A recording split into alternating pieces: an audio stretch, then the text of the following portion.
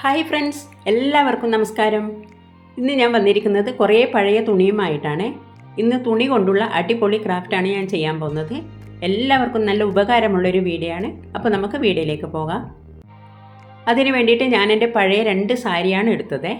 സാരി ഇതേ വീതിയിൽ ഫുള്ളായിട്ടൊന്ന് കട്ട് ചെയ്തെടുക്കുന്നുണ്ട്. ഇതിനേക്കാളും വീതിയിൽ വേണമെങ്കിൽ അങ്ങനെയും എടുക്കാം. നമ്മുടെ എല്ലാവരുടെയും വീട്ടിൽ പഴയ തുണികൾ ഇഷ്ടം പോലെ ഉണ്ടാവും. ഇനി സാരി തന്നെ വേണമെന്നില്ല, ചുരിദാറായാലും നൈറ്റി ആയാലും പഴയ മുണ്ടായാലും ഏത് വേണ്ടിക്കിലും ഇതുപോലെ ചെയ്തെടുക്കാൻ പറ്റുമേ. അപ്പോൾ ഈ വീഡിയോ കണ്ടതിന് ശേഷം നിങ്ങൾ അതുപോലെ ഒന്ന് ചെയ്തു നോക്കണേ.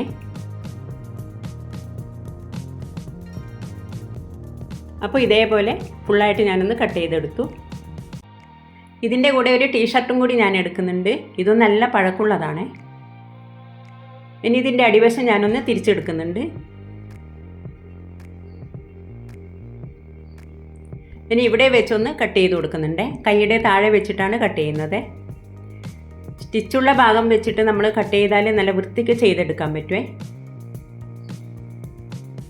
അപ്പോൾ ഇത്രയുള്ളൊരു പീസാണ് കിട്ടിയത്. ഇനി കട്ട് ചെയ്ത ഭാഗത്തുനിന്ന് ഇതേപോലെ ഒന്ന് ചുരുക്കി എടുക്കുന്നുണ്ട്.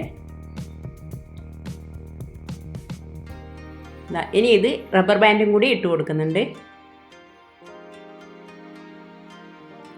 തുണി കയ്യിൽ ഒതുങ്ങി കിട്ടാൻ വേണ്ടിയിട്ടാണ് റബ്ബർ ബാൻഡ് ഇട്ട് കൊടുത്തത്. അപ്പോൾ ഇങ്ങനെയാണ് ഉള്ളത്. ഇനി ഇതിനൊരു ചരടും കൂടി കെട്ടിക്കൊടുക്കുന്നുണ്ട്. Rubber band മാത്രമാകുമ്പം പൊട്ടിപ്പോവുമല്ലോ. അപ്പോൾ ഏത് ചരടായാലും ഇതേപോലെ ടൈറ്റിലൊന്ന് കെട്ടിക്കൊടുക്കണം.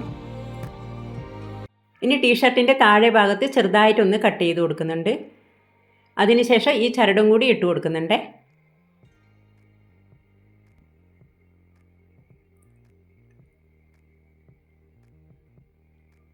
ചരട് ഇട്ട് കൊടുത്തപ്പോൾ ഇങ്ങനെയാണെന്നുള്ളത്. ഇനി ഇതിൻ്റെ അകത്ത് കട്ട് ചെയ്ത പീസ് ഉണ്ടല്ലോ, അത് വെച്ച് കൊടുക്കണം. റബ്ബർ ബാൻഡ് ഇട്ട ഭാഗം ഞാൻ തിരിച്ച് ഉള്ളിലേക്ക് ആക്കിയിരുന്നേ. അതിന് ശേഷമാണ് തുണി ഇട്ട് കൊടുത്തത്. കാണിക്കാൻ മറന്നു പോയതാണ്. എൻ്റെ 2 സാരി ഫുള്ളായിട്ട് ഇതിൻ്റെ അകത്ത് ഞാൻ വെച്ച് കൊടുത്തു. ഒരു സിംഗിൾ ബെഡ്ഷീറ്റും വെച്ച് കൊടുത്തേ. ഇനി ഇത് ടൈറ്റായിട്ടൊന്ന് കെട്ടിക്കൊടുക്കണം.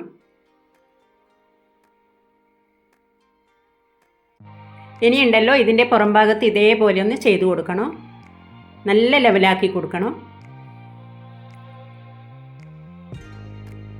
അപ്പോൾ ഇതേപോലെയാണ് കിട്ടിയത്. ഇനി ഞാനൊരു മൂടി എടുത്തിട്ടുണ്ട്. പഴയൊരു ടീഷർട്ടും എടുത്തിട്ടുണ്ട്. ഈ മൂടിയുടെ അളവിൽ റൗണ്ടായിട്ടൊന്ന് കട്ട് ചെയ്തെടുക്കുന്നുണ്ട്. 2 എണ്ണമാണ് ഞാൻ എടുത്തത്.